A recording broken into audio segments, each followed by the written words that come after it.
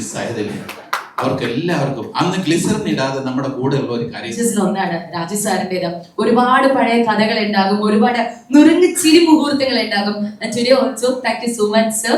And ആ പറഞ്ഞ സുഹൃത്തുക്കളെ മറ്റൊരാൾ കൂടെ ഉണ്ടായിരുന്നു.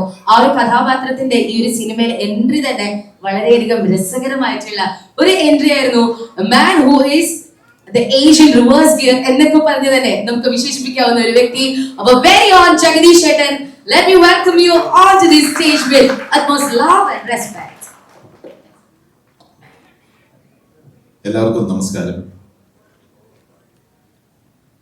കിരീടവുമായി എനിക്ക് ആത്മബന്ധമാണ്.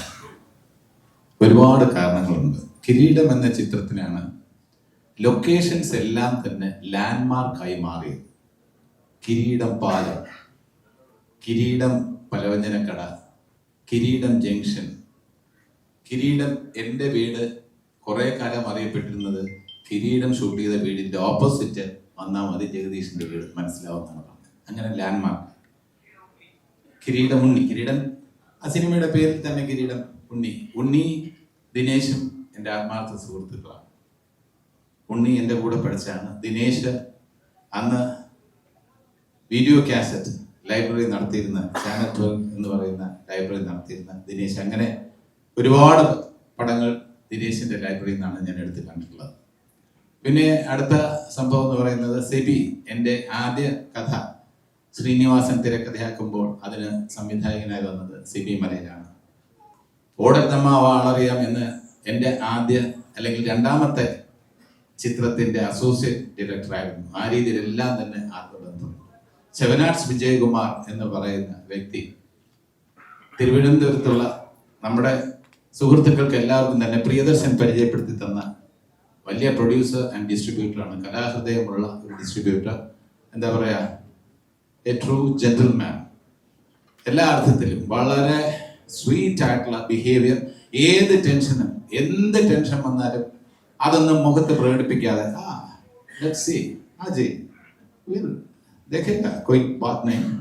വിദേശമായിരുന്നുകൊണ്ട് ഹിന്ദിയൊക്കെ ഒരുപാട് സംസാരിക്കും. ഹാജി എല്ലാത്തിനും. പിന്നെ മോഹൻലാലിന്റെ ജ്യേഷ്ഠൻ എൻ്റെ കൂടെ പഠിച്ചതാണ് പ്യാരലാൽ. അന്ന് തൊട്ട് ആ കുട്ടിക്കാലം മുതൽ തന്നെ മോഹൻലാലിനെ എനിക്ക് അടുത്ത് പരിചയമുണ്ട്. പ്രിയദർശനെ അറിയാം, MG ശ്രീകുമാറിനെ അറിയാം. അങ്ങനെ തിരുവനന്തപുരത്ത് തൈക്കാട് പ്രദേശത്തുള്ള എല്ലാവരും അറിയാം. രസകരമായിട്ടുള്ള സംഭവങ്ങൾ മണിയമ്പിള്ള രാജു പറഞ്ഞു. കിരീടവുമായി ബന്ധപ്പെട്ട ഒരു രസകരമായ സംഭവം എന്ന് പറയുന്നത്, എൻ്റെ വീടിന്റെ അടുത്ത് ഉള്ള ഒരു കടയിലാണ് നൈറ്റില് സേതുമാധവൻ ഉറങ്ങിക്കിടക്കുന്നത്. തിലകൻ ചേട്ടൻ വന്ന് ടോർച്ച് അടിച്ച് നോക്കുന്നത്.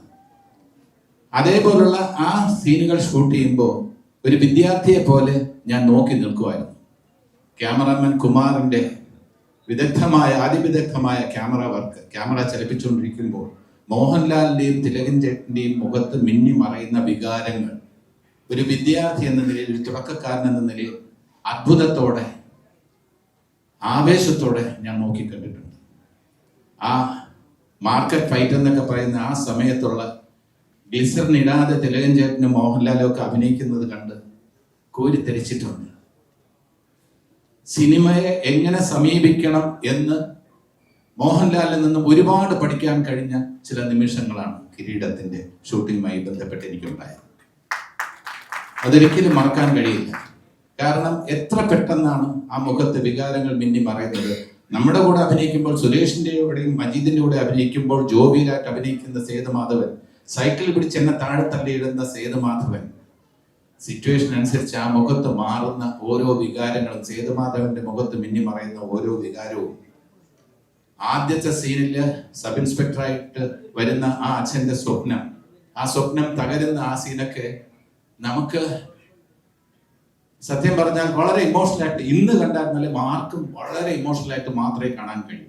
ലോഹിതദാസ് എന്ന ആ വലിയ എഴുത്തുകാരന്റെ മനസ്സിൽ ഒരു സാധാരണക്കാരൻ സ്വപ്നങ്ങളുമായി ജീവിക്കുന്ന സേതുമാധവൻ, നാളെ മകൻ സബ് ഇൻസ്പെക്ടർ ആവും, പോലീസ് ഫോഴ്സിൽ എന്നെക്കാളും ഉയർന്ന ഉദ്യോഗസ്ഥനായി മാറുന്ന സ്വപ്നം കാണുന്ന അച്യുതൻ നായരുടെ ആ സ്വപ്നം തകർന്നടിയുന്നത് കാണുമ്പോൾ ഏത് പ്രേക്ഷകന്റെയും മനസ്സിൽ ഒരു നൊമ്പരമായി തന്നെ ഉണ്ടാവും. അത് ഒരു സാധാരണക്കാരന്റെ ആക്ഷൻ ചിത്രമാണ്. അത് ട്രൂ ടു ലൈഫ് ആക്ഷൻ പിക്ചറാണ്. അതിലെ ഓരോ രംഗവും എവിടെയും നടക്കാവുന്ന കാര്യങ്ങളാണ്. അതൊരു കലാസൃഷ്ടി എന്ന നിലയിൽ മാത്രം അല്പം എക്സാജറേഷൻ ഉണ്ടായിരിക്കാം. ബാക്കി എല്ലാം ട്രൂ ടു ലൈഫ് ഫിലിമാണ് കിരീടം. ഇനി രസകരമായ അനുഭവത്തിലേക്ക് വരാം. എൻ്റെ വീട്ടിൻ്റെ അടുത്തുള്ള ഈ നൈറ്റ് സീക്വൻസ്, ലാല് ആ കട വരാന്തിയിൽ കിടന്നുറങ്ങുമ്പോൾ തെലുങ്ക് ചേട്ടൻ ടോർച്ച് അടിച്ച് നോക്കുന്നു. ആ സീൻ ഷൂട്ട് ചെയ്യുന്നതിന് അന്ന് എൻ്റെ വീട്ടിലായിരുന്നു ഇവരെല്ലാം ഉണ്ടായിരുന്നത്. ഇപ്പൊ മോഹൻലാലിന്റെ ഏറ്റവും അടുത്ത ഒരു സുഹൃത്ത് വളരെ പ്രഷ്യസ് ആയിട്ടുള്ള ഒരു നിധിയായിട്ടൊരു കാര്യം കൊണ്ടുവന്നു. പറങ്കിയണ്ടിയിൽ മാറ്റിയ ഒരു പ്രത്യേക തരം ചാരായം. എൻ്റെ മദറിൻലോ എന്ന് പറഞ്ഞാൽ ഹെഡ് മിസ്ട്രസ് ആയിട്ട് റിട്ടയർ ചെയ്ത ഒരു ലേഡിയാണ്, വളരെ സ്ട്രിക്റ്റ് ആണ്. അപ്പോൾ ഞാൻ പറഞ്ഞു, അത് ആരും മദറിൻലോ അറിയാതെ നിങ്ങൾ മാനേജ് ചെയ്താൽ കുഴപ്പമൊന്നുമില്ല. അതൊന്നും അറിയില്ല, കുഴപ്പമില്ല, ഫ്രണ്ടിൽ ഒരു സൈഡ് റൂമുണ്ട്. അപ്പോൾ അങ്ങനെ മാനേജ് ചെയ്യാന്ന് വിചാരിച്ചു. വളരെ പ്രഷ്യസ് ആയിട്ട് കൊണ്ടുവന്നാണ്, പ്രസ്റ്റീജ് ഡ്രിങ്കുമാണ്. അതിങ്ങനെ കൊണ്ടുവന്ന് Shri seven arts Vijayakumar, very tall handsome producer, distributor, ഇങ്ങനെ കൊണ്ടുവന്നിട്ട് അല്പ കോൺഫിഡൻസ് കൂടിയെന്ന് തോന്നുന്നു, ഇങ്ങനെ ഒന്ന് കൈ വീശിയിട്ടിട്ട് അത് വീടിന്റെ മുന്നത്ത് തന്നെ ഇട്ട് പൊട്ടിച്ചിട്ട് അത് എങ്ങനെയാണെന്ന് അറിയില്ല, സെക്കൻഡുകൾക്കുള്ളിൽ അതൊക്കെ റിമൂവ് ചെയ്തു. പക്ഷെ എൻ്റെ മദറിൻ്റെ അകത്ത് നിന്ന് വന്നിട്ട്, കെമിസ്ട്രി അധ്യാപിക കൂടിയാണ്, ഇവിടെ സ്പിരിറ്റ് മണക്കുന്നുണ്ടല്ലോ. ഞാൻ പറഞ്ഞില്ല, സ്പിരിറ്റ് ഒന്നും ഇല്ല, തോന്നിയായിരിക്കും. അല്ലല്ല, സ്പിരിറ്റിന്റെ സ്മെൽ എനിക്കറിയാം, ലാബിന്റെ സ്മെൽ എനിക്ക് അറിഞ്ഞൂടെ, സ്പിരിറ്റിന്റെ സ്മെല്ലുണ്ട് എന്ന് പറഞ്ഞാൽ എപ്പോഴും മദ്യമാണെന്നുള്ളത് അങ്ങനെ ഇമാജിൻ ചെയ്യുന്നില്ല. അതുകൊണ്ട് രക്ഷപ്പെട്ടു. പക്ഷേ ആ സീനിൽ റിയലായിട്ട് നമ്മുടെ കൂടെ ഉണ്ടായിരുന്ന ആർട്ടിസ്റ്റുകൾ പലരും കരഞ്ഞുപോയി. കാരണം ഇത്രയും നല്ലൊരു ഡ്രിങ്ക് മിസ്സായതിൽ അവർക്ക് എല്ലാവർക്കും അന്ന് ഗ്ലിസറിൻ ഇടാതെ നമ്മുടെ കൂടെ ഉള്ളവർ കരയുന്നത് ഞാൻ കണ്ടു. ഇതൊക്കെയാണ് രസകരമായിട്ടുള്ള അനുഭവങ്ങൾ. അപ്പോൾ ഇങ്ങനെ ഒരു ചിത്രം വർഷങ്ങൾക്ക് ശേഷം Parvathy, thank you so much, പാർവതിയുടെ നേരിട്ട് വർഷങ്ങൾക്ക് ശേഷം കാണുന്നു.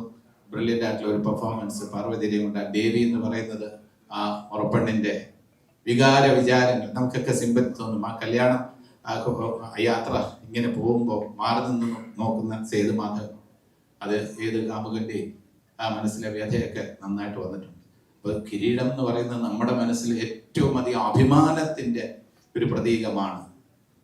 അതോടൊപ്പം നൊമ്പരത്തിൻ്റെയും കൂടെ ഒരു പ്രതീകമാണ്. നമ്മുടെ കൂടെ ഉണ്ടായിരുന്ന പലരും ഇന്ന് ഇല്ല, അതിൽ നമുക്ക് വളരെയധികം വേദനയുണ്ട്. പക്ഷെ അവരുടെ എല്ലാം തന്നെ പെർഫോമൻസുകൾ ഇന്നും നമ്മുടെ മനസ്സിലുണ്ടാവും. ക്രിസ്ത്യേട്ടൻ്റെ ആയിക്കോട്ടെ, ശങ്കരാടി സാറിൻ്റെ ആയിക്കോട്ടെ, കൊച്ചിൻ എൻഡിഫ്കയുടെ ആയിക്കോട്ടെ, അങ്ങനെ മാമുക്കയുടെ ആയിക്കോട്ടെ, എൻ്റെ അച്ഛനായി അഭിനയിച്ച ഒടുവിൽ ആശാന്റെ ആയിക്കോട്ടെ, അതെല്ലാം തന്നെ നമുക്ക് ഒരിക്കലും ശ്രീനാഥന്റെ ആയിക്കോട്ടെ, ഇങ്ങനെ ഓരോരുത്തരുടെയും അവിസ്മരണീയമായ മുരളിയുടെ അഭിനയം. എനിങ്ങനെ പേരെടുത്ത് പറഞ്ഞാൽ അതിലെ ക്യാരക്ടേഴ്സ് ആണ് നമ്മുടെ മനസ്സിൽ വരുന്നത്. ഹൈദ്രോസിന്റെ ആ നടന്നു വരുന്ന ആ മസിൽ കാണിച്ചിട്ട് ഇങ്ങോട്ടുണ്ട് ആ വരുന്ന കീരക്കാണ് തപ്പ് എന്ന് പറയുന്ന ആ സംഭവത്തിൽ ജിമ്മൊക്കെ ആയിട്ട് വരുന്ന ഹനീഫ്കയുടെ ആ ഷൂട്ടിംഗ് സമയത്തുണ്ടായ ഇവരുടെ എല്ലാം തികുറി സാറിന്റെ ഒക്കെ ആ നല്ല നല്ല നിമിഷങ്ങൾ, ഷൂട്ടിംഗ് സമയത്തുള്ള ആ നിമിഷങ്ങളൊന്നും തന്നെ നമുക്ക് മറക്കാൻ കഴിയില്ല. അങ്ങനെ നമ്മുടെ മനസ്സിൽ, പ്രേക്ഷകരുടെ മനസ്സിൽ മായാത്ത മുദ്ര പതിപ്പിച്ച കിരീടം ഇന്ന് മലയാള സിനിമയുടെ കിരീടമായി ഇന്നും നിലകൊള്ളുന്നു എന്നുണ്ടെങ്കിൽ, ഒരു ക്ലാസിക്കായി നിലകൊള്ളുന്നു എങ്കിൽ, അതിന്റെ ശില്പികൾ അഭിനന്ദനം അർഹിക്കുന്നു. മലയാള സിനിമ അവരോട് കടപ്പെട്ടിരിക്കുന്നു. നന്ദി. Thank you so much.